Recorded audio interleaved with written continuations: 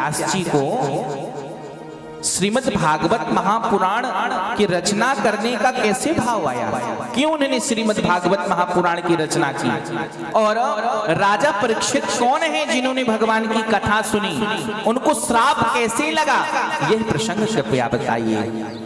तो सूत जी महाराज कहते हैं कि सुनिए, एक बार वेद व्यास जी अपने शाम प्रास आश्रम पर विराजमान थे।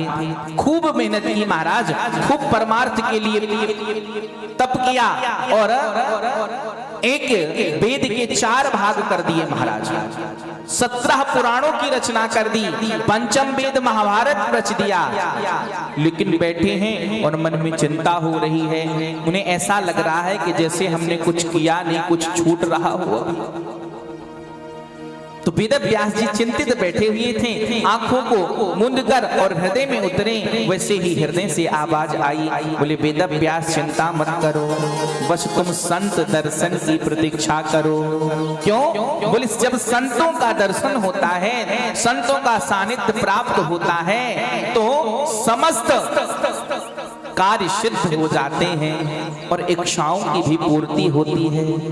और महाराज जैसे ही आंखें खोली तो क्या देखते हैं, सामने नारद जी खड़े हुए हैं, हाथों में बीड़ा लिए हुए। नारद जी को प्रणाम किया वेद व्यास जी ने, और नारद जी कहते हैं कि पराशर्य महाभागा भवतः कच्चिदात्मनः परितुष्यति शारीरम आत्मा मानस एव वः। अरे पराशर ऋषि की संतान पराशर्य वेद व्यास जी, आपके मुखड़े पर चिंता क्यों छा रही है?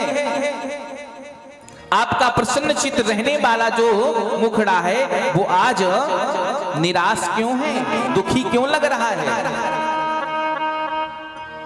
वेद व्यास जी ने कहा, बोले महाराज क्या करें, इतनी मेहनत की, इतना परिश्रम किया, लेकिन आज भी ऐसा लग रहा है कि कुछ छूट गया हो, कुछ रह गया हो। 17 पुराण, पंचम वेद महाभारत रच दिया, लेकिन अभी ऐसा लग रहा है कुछ रह गया है। नारद जी ने कहा, वेद व्यास जी आप बुरा तो नहीं मानेंगे? बोले भगवान कहिए क्यों बुरा मानूंगा?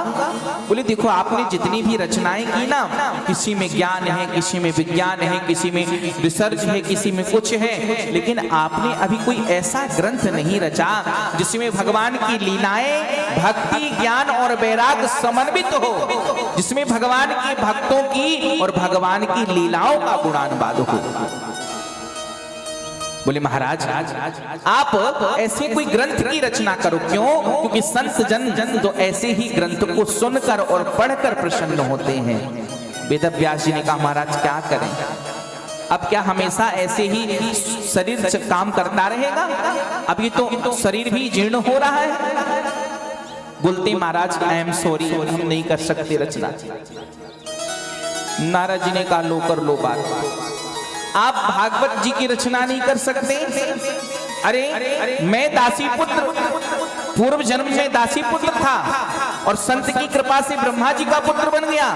नारद जी ने कहा, सुनो, अहम पुरातीत अभम भवे मुनि, मैं पूर्व जन्म में दासी पुत्र था, मेरा जन्म हुआ और मेरे पिताजी की मृत्यु हो गई। अब मेरी मैया को तो बड़ा कष्ट, इधर मेरे जन्म की खुशी, उधर मेरे पिताजी के जाने का गम। अब करे तो करे क्या? किसी प्रकार से महाराज संस्कार किया और नियमों का पालन किया, और माँ को भय लगने लगा कि नन्हा सा गोपाल है, इस संसार की तो रीति कुरीति अच्छी नहीं है महाराज, इस बालक पर क्या असर पड़ेगा? पिताजी की छत्र छाया है नहीं। तो मेरी मैया तो मुझे लेकर एकांत जंगल में संतों के आश्रम में आ गई, संतों से निवेदन किया, संतों ने गौ सेवा दे दी महाराज।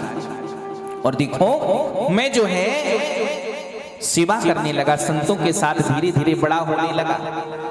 संत संकीर्तन करते, मैं भी संकीर्तन करता, संत भजन करते, भजन करता, पूजन करते, पूजन करता। क्यों? क्योंकि यदि संत प्राप्त हो जाए तो आप समझ लेना कि भगवान की प्राप्ति भी बहुत जल्दी होने वाली है। एक संत बड़ा सुंदर भाव प्रकट किया करते थे।